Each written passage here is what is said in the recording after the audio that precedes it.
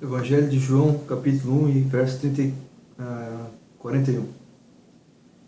João 1,41. E achou primeiro a seu irmão Simão e disse: achamos o Messias, que traduzido é o Cristo. Esse versículo da Bíblia, ele dá um entendimento de achar do Messias. Essa cruz que eu tenho aqui na frente da Bíblia, ela representa o Messias, quer dizer, o Jesus como Salvador. Ele, prematuramente, quando ele nasceu, ele já foi premeditado como Messias, o Salvador. A teologia tem os seus termos, e o entendimento de Messias é alguém que é pronto para salvar. A ideia de Salvador, ele já nasceu Salvador, Jesus. E o Messias, na época que Jesus viveu, ele foi Messias na época dele. Ele nasceu e quando ele morreu e ressuscitou, ele teve um período de salvar aquela geração dele. E no nosso tempo, ao mesmo tempo, ele tem um período de nos salvar também. Ele é prometido na segunda vinda dele ao mundo, como Messias também, como Salvador Redentor, para nos salvar do inferno e de toda a obra do mal, onde tem a separação entre as pessoas que a Bíblia diz, dos bodes e as ovelhas. Então ele se coloca também na posição de Messias, de o Salvador, o Redentor. Ele é remissor dos nossos pecados.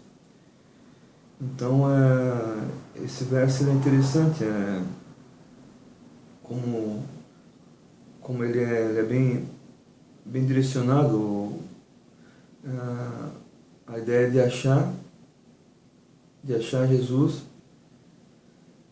como Messias. E o verso diz assim: achamos o Messias, que traduzido é o Cristo. Sim, o Cristo é o Salvador, é o ungido, o Salvador, aquele que nos redimiu e até hoje ele tem nos redimido, e a gente espera ele como Salvador para nos levar aqui ainda. A igreja acredita na obra do arrebatamento, que é toda a nossa garantia. Se eu for trazer ao pé da letra a palavra Messias, que é Cristo, a gente vai achar o termo no dicionário teológico, certinho no estudo bíblico, né? Mas a ideia de Messias é de ele ser o Salvador, como Jesus Cristo quer dizer Salvador, o ungido. Messias quer dizer Cristo, quer dizer que ele é um período do Cristo nos salvar. É o período que ele está no exercício de salvar. Messias, mais ou menos isso que eu compreendo. E nós temos a esperança de ele nos salvar.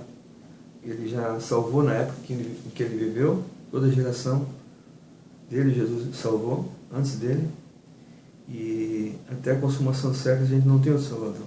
Isso aí não tem outra certeza a não ser Jesus é o nosso Salvador. Ele é o nosso Criador, ele foi o Senhor.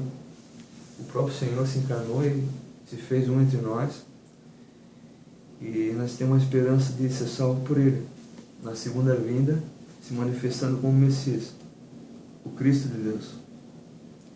Então nós temos essa convicção que nós estamos num tempo bem caótico.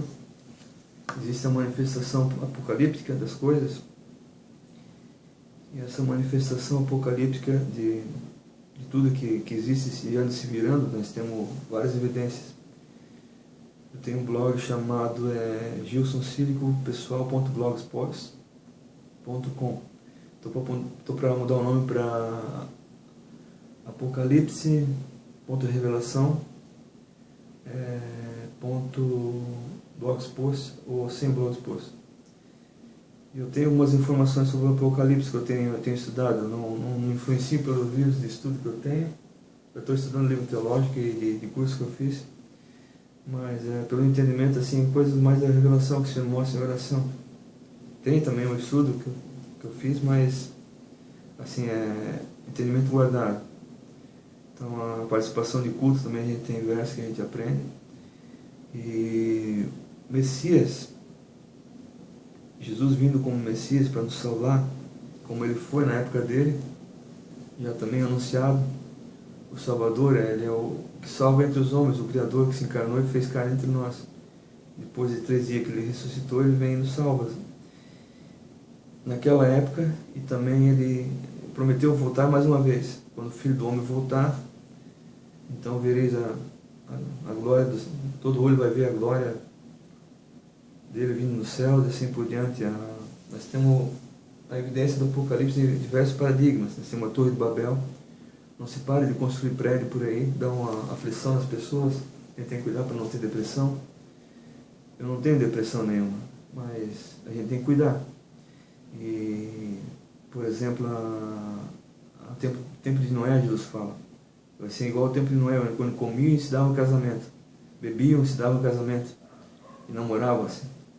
A gente vê por aí a lei se modificando, o legislativo ele abolinou a lei, ele deixou muito livre as coisas, a pessoa tem ambição por casamento, por festa, em tudo quanto é lugar. São diversas evidências, então quem quiser dar uma olhada pode acompanhar o meu blog, eu estou desenvolvendo, não está bem pronto ainda. Eu tenho mais algumas, tem link naquilo lá. Então seria isso aí. Tem a questão de Sodoma e Gomorra também, onde tem a questão de Ló se achando uma reação caótica, com tudo que é pecado tentando abominar aquela região, e a família dele estava comprometida, o Senhor pediu para se retirar, e Ló indo embora, parece que tem algum deles ali que olhou para trás e virou pedra. A gente não pode ficar olhando para trás, depois como fez alguma parentagem de Ló ali, é igual o verso de Josué, o livro de Josué, que o Acã ele foi tentar buscar a capa e a moeda de prata, a capa da Babilônia, e pegou maldição em todo mundo. Então, como o Evangelho diz também, como Moisés levantou a serpente no deserto, assim importa que o Filho do Homem seja levantado, para aquele que nele crê não pereça, mas tenha vida eterna. Nós temos que crer. Crer em Jesus, que ele é o Filho de Deus, o Filho do Homem. O Criador aparece na linguagem como homem às vezes, porque ele foi a cópia do primeiro modo. O primeiro homem foi Adão, depois Jesus, o segundo, e é feito da forma da cópia do Criador, do próprio Senhor, que é feito em carne. Então tem um verso para nós fechar, que é esse, que é a fórmula que já saiu na rádio, na 107 inclusive. Eu gosto também dos programas da 107, a Rádio Vertical Boa. É o capítulo 3, versículo 16, que é um programa chamado Fórmula 3.16, 3.16 às vezes, que é uma referência desse verso da Bíblia. Eu me converti desde 2004, eu ajudo na obra do Senhor o que for possível, eu tenho algum estudo e nós estamos aí tentando ajudar o Senhor da forma que for preciso. O verso diz assim: porque Deus amou o mundo de tal maneira que deu o seu Filho unigênito, para que todo aquele que nele crê não pereça, mas tenha vida eterna. Então Deus amou o mundo de tal maneira. Então é uma expressão muito forte, né? Que deu o seu Filho unigênito, é único com ele. Quer dizer que era ele, para que todo aquele que nele crê não pereça, mas tenha vida eterna. Então é importante que a gente creia. Creia que Jesus é o Cristo, e vai voltar também, que a Bíblia fala que ele vai voltar, com toda garantia, para voltar a buscar nós. E ele é o nosso Salvador. A gente tem que crer. A Bíblia fala, para a gente não perecer.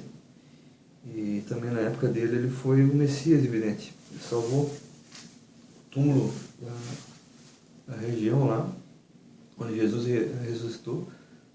Diversas pessoas ressuscitaram, voltaram à vida depois de morto. São várias evidências do Cristo, de Jesus. O véu do templo se rasgou, já vi diversas mensagens a esse respeito. Então, nós estamos aí, junto com os irmãos, fazendo a obra. Muito obrigado. Essa mensagem se passou no capítulo 1 e verso 41 do Evangelho de João. O Evangelho é composto de 4 livros: Mateus, Marcos, Lucas e João. E o Evangelho também é o Novo Testamento. Completa todos os livros de Mateus, é o Apocalipse, mas em si é mais forte a referência de Mateus a João, onde é designado como livros sinóticos, são evidentes da mesma pessoa de Jesus, quer dizer que é sinônimo, são sinônimos, tem a evidência de sinônimos. O João, às vezes ele sai da aparência de sinóticos, ele é mais único. Os outros são mais sinóticos e em si o João eles tratam mais de uma forma pessoal com Jesus. Às vezes alguns teólogos falam. Eu estou falando essas coisas todas de estudo de diferentes entendimentos de teólogos. Não é que eu esteja certo, irmãos, mas às vezes alguma evidência teológica ela ajuda a gente a compreender. Depois a gente confirma com oração ao Senhor. Amém.